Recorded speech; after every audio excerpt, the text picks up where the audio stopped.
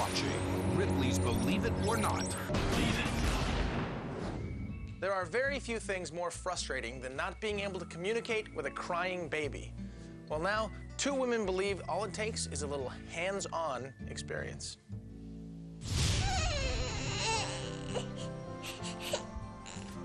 Until now, babies have had only one way of communicating, and it's been frustrating to both parents and infants alike. You want mommy? But two child development psychologists from the University of California at Davis have made an amazing discovery. One of them noticed her year-old daughter using hand signals. More. You want some more? Why do you want that? She would do things like this when she saw a spider. I mean, see, it's a spider. And she would do sniffing for flowers. Those things worked for her like words. And we thought, You know, I bet other babies do this, and parents just don't pay any attention to that. What does the owl say? Beginning with these simple hand gestures, Dr. Accredalo and Goodwin developed a completely new language, baby signing, so kids as young as 8 months old could communicate with the outside world before they learned how to speak. In their book, Doctors Accredalo and Goodwin spell out 70 different baby hand signals, simple but specific gestures that parents can teach their children. Each one represents a different object or emotion. I want to eat. The noise is too loud. I want to go outside. I'm tired. I want some candy. That's right. One for me. Yummy. At first, the babies learn these gestures by imitating them, but they quickly pick up the meaning behind them. Lingo. And that has allowed parents like Kevin and Lynn Cross to get closer to their children. There's such a long period of time, or it seems like a long period, when the babies can't speak and they can't effectively communicate their needs to you verbally. But now we can say, are you hungry, or are you thirsty, or are you tired? And she can respond. What's that? Yeah, butterfly. I didn't really realize how exciting that it would be, how much that it would really teach my child. That what I found is it really enriches their life. hot, book, butterfly. In fact, kids who've been conversing with baby signing actually learn how to speak sooner than those who don't sign. It doesn't hurt language development, it fosters it. While researchers continue to determine exactly how baby signing works, parents like Kevin Cross continue to praise the results.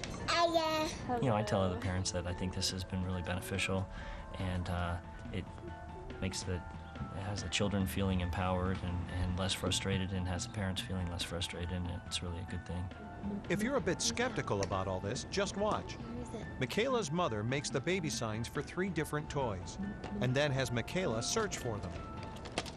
Yeah, there it is, the frog. She makes sure not to say what kind of toy, but to sign it instead. There it is, yeah, a turtle. Each time, Michaela correctly picks the right animal. Found one, there's a duck. Yeah. She'll go to the toy box and gesture, ball, and she remembers that that was in there. Yeah, there's a ball. No wonder the word is spreading fast about baby sign language. All good. Whatever language the parents speak, a baby sign means only one thing, and that makes it a truly universal language. Ripley's Believe It or Not.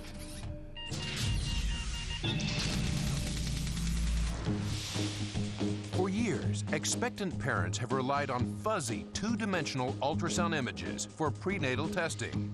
But now, with the touch of a button, this flat picture gets a lifelike 3rd dimension by scanning 3 different angles and putting them all together. Cute. The result looks like a photograph of the baby while it's still in the womb, in this case at 27 weeks. The extremely detailed imaging makes it easier for doctors to see fetal abnormalities. Although the $500 procedure is more expensive than regular 2-dimensional testing, it's an increasingly popular option for concerned parents-to-be. One reason is the increased psychological bonding between parents and the unborn baby. It's exciting.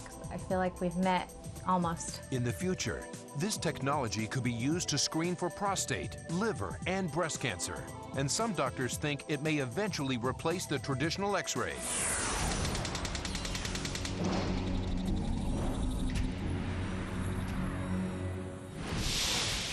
Now, you misplaced the car keys, you can't find the TV remote, and you forgot your anniversary. Well, this next guy says that he can keep you out of the doghouse by improving your memory. And that's not all he can do. Bob Gray has been known to spend hours memorizing encyclopedias. But give him just 5 minutes with a deck of cards, and you'll see what he can do. First, the deck is shuffled, and 4 cards are removed at random. Bob flips through them briefly. Then he's able to recall which cards he's seen and which ones are missing. Okay, the cards I don't remember seeing are the Ace of Hearts, the 3 of Hearts, the 5 of Hearts, Jack of Clubs. Got it. Bob first discovered the power of memory when he was only 8 years old. I came across a magic book that showed how to memorize 20 items in order, and I was like completely taken aback by this. As a teenager, Bob worked as a waiter and never forgot any orders. Later, he was a salesman, and his amazing ability to retain information made him a favorite with clients. Bob relies on just 4 different recall techniques to memorize thousands of pieces of information. The earliest memory-boosting tricks were devised by the ancient Greeks. They linked visual cues with information to be retained. For example, Bob says if you want to remember Socrates, picture the scholar in his socks with his hair teased up.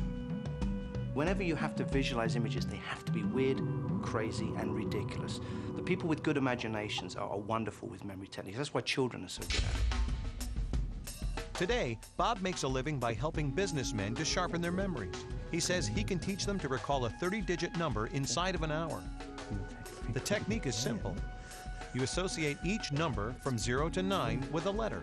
Then, to remember a series of numbers, you simply make a word out of them. Okay, your move then.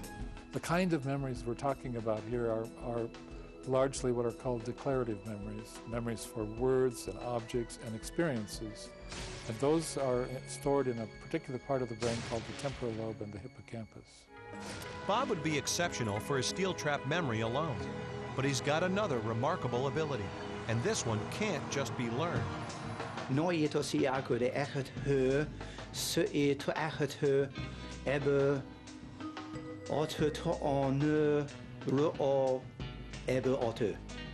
I reverse it by the letters, and then only recently, about the last, I guess, 10 years, I've been spelling words and sentences backwards as well.